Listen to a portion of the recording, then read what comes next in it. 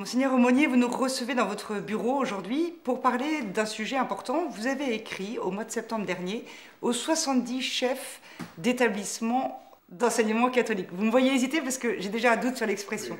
Est-ce que c'est la bonne? Établissement catholique d'enseignement. Parce que ce sont des catholiques qui sont chargés d'enseigner. Ils le font avec tout ce qu'ils sont, c'est-à-dire y compris leur foi, leur habitude de vie chrétienne et leur désir de transmettre la foi. Quel était l'objectif de cette lettre? L'objectif, c'est de conforter ces chefs d'établissement dans leur mission, qui est à la fois complexe, mais qui a une grande unité. Cette lettre, qui est là, vous l'avez remise en main propre à chaque chef d'établissement à la messe de rentrée qui, elle, a lieu chaque année. Je vous propose de regarder la réaction de Anna de Fédot, qui est chef d'établissement à Montfort-l'Amaury et qui commence tout juste cette mission qu'elle a reçue de vos mains. Alors, on regarde. De me dire que cette mission, je la recevais de l'Église, je la recevais de l'évêque, changeait complètement, effectivement, la façon dont j'allais aborder cette prise de fonction. Et elle me nourrit au quotidien. C'est-à-dire que je sais que l'Église est derrière moi, je sais que l'évêque est derrière moi, je sais que le diocèse est derrière moi, je sais que je suis aidée de là-haut, évidemment, et que je mets tout ce que j'ai en moi au service de cette communauté, avec ses imperfections, avec ses réussites. C'est un moment extrêmement émouvant, le moment où j'ai reçu et ma lettre de mission et la lettre de l'évêque, puisque une fois de plus, le fait que cette remise de lettres se passe à la cathédrale, lors d'une Eucharistie, lors d'une messe, enfin juste après la messe, en présence de notre évêque, de notre directeur diocésain, ancrait ce début de mission, j'allais dire concrètement. Le fait de porter le projet pastoral me paraît complètement indissociable du projet éducatif, enfin de toute mon action. C'est quelque chose qui est... c'est des missions qui sont complètement indissociables. Ça se vit par le regard que l'on porte sur les enfants, sur la communauté, sur les adultes, mais de façon plus personnelle, c'est vrai que j'ai mes petits rituels aussi, mes petits rendez-vous qui m'aident. C'est vrai que je lis l'évangile du jour tous les matins en arrivant, j'offre ma journée au Seigneur tous les matins en arrivant, en me disant... faites que tout se passe comme je souhaiterais et faites que je porte sur tous et sur tous les événements le regard, qui est le regard de l'Église et du Christ et de ceux qui nous inspirent. Et tout le projet pastoral que l'on vit dans l'établissement nous permet de rappeler, de donner ce sens à ma mission. Qu'est-ce que vous dites à un nouveau chef d'établissement, Monseigneur? On a entendu tout de suite un chef d'établissement, Anna, parler de ce moment où, en début de journée, elle s'arrête, elle a un temps de prière pour remettre sa journée, et puis les enfants, les enseignants, elle-même, entre les mains de Dieu, en disant que tout se passe au mieux. Et je crois ça extrêmement important, et c'est un beau témoignage qui est donné de cette partie essentielle de la mission, de la vivre, finalement, en s'appuyant sur les compétences qu'on a, mais en s'appuyant aussi sur la foi, sur la foi que nous avons en la vocation de tous ces enfants. Monseigneur, pourquoi est-ce que l'enseignement catholique est directement rattaché à l'évêque du diocèse? Tout simplement parce que la mission de l'Église ne consiste pas seulement à prêcher l'Évangile et à proposer les sacrements. Depuis les débuts de l'Église, il y a toujours eu un effort de scolarisation apporté par des chrétiens, des religieux, des religieuses à la fondation d'écoles. Mais pourquoi le lien avec l'évêque? Parce qu'ils agissent en communion, les uns avec les autres, en communion avec l'Église. Il faut simplement être relié par l'évêque à l'ensemble de l'Église. Sachant quand même que, petite précision, les chefs d'établissement qui sont liés à une tutelle d'une congrégation, parce qu'il y en a encore dans notre diocèse, eux ont reçu cette fameuse lettre de mission des mains du représentant de leur congrégation, je crois. Oui, avec mon accord. Avec votre accord et en votre présence. Oui, il y a toujours ce lien, quel qu'il soit, direct ou indirect, à l'évêque en tant que le principe de communion dans l'Église, c'est le successeur des apôtres. Monseigneur, vous l'avez souligné à l'instant, le projet pastoral, enfin le projet éducatif d'un établissement catholique d'enseignement est vraiment important. Nous en avons parlé avec Samuel Vigo, qui est le directeur de l'école Jeanne d'Arc à Houdan, qui nous a expliqué comment il présentait ce projet et comment il le travaillait avec toute son équipe. Tous ont connaissance au début du projet et il y a une adhésion sur ce projet éducatif.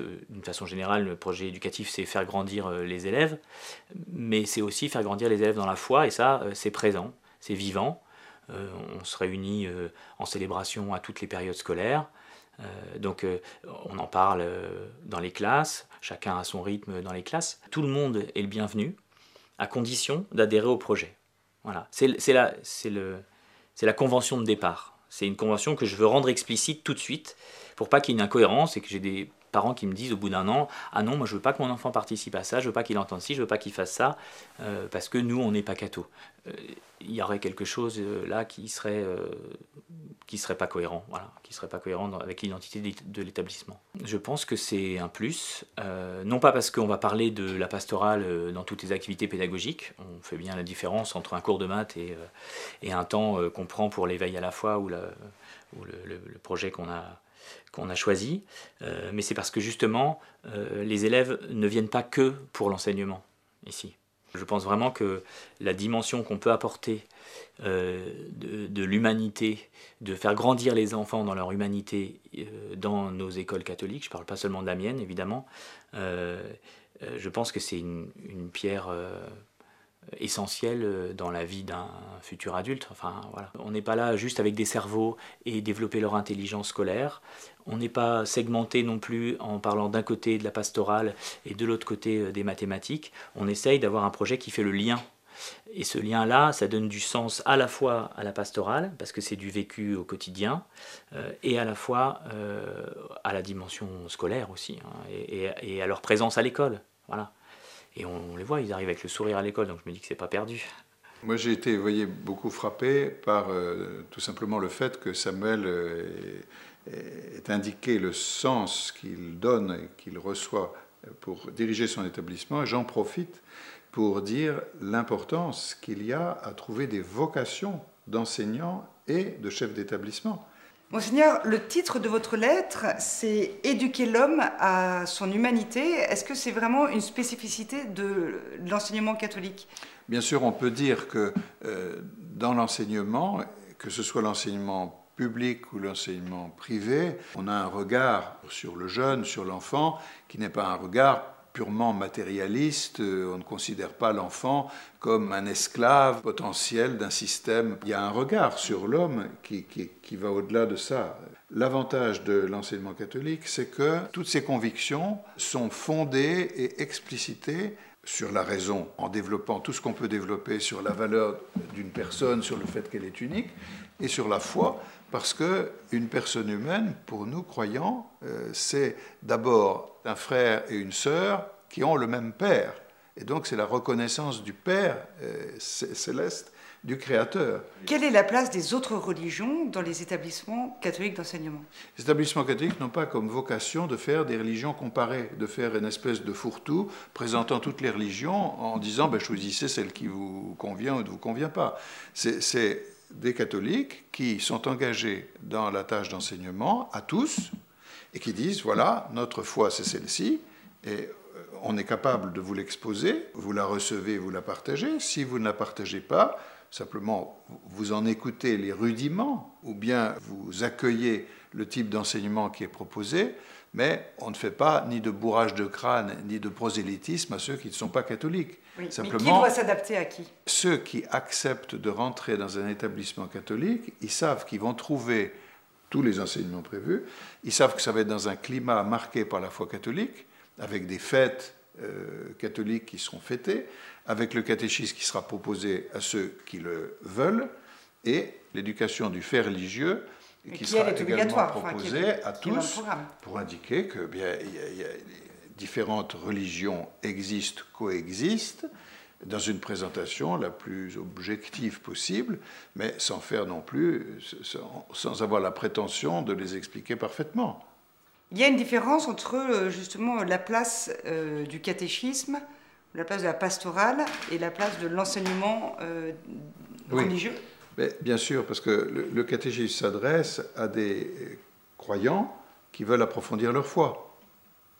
Et ceux qui n'ont pas la foi? Ceux qui n'ont pas la foi, eh bien, soit ils désirent avoir la foi, ou ils désirent découvrir le Christ, c'est une première situation, soit ils disent « moi, ça ne m'intéresse pas du tout, mais je veux quand même, et je choisis pour mon enfant qu'il soit dans un établissement catholique, il n'ignorera pas ce que c'est que la foi catholique et comment les catholiques se comportent, ce qu'ils croient, ce qu'ils disent. » Voilà. Et puis, il y a ceux qui n'en veulent pas du tout, mais en quel cas ils n'inscrivent pas leur enfant dans un établissement catholique d'enseignement. Il faut qu'il soit cohérent. Éduquer l'homme à toute son humanité, Samuel le disait, c'est une pierre pour plus tard, pour commencer leur vie d'adulte. Et cette vie d'adulte, elle commence dès le lycée, où on pose d'autres pierres. Et notamment à l'école, lycée et plus encore des Oiseaux à Verneuil-sur-Seine, sont proposés des ateliers de philosophie autour de différents thèmes.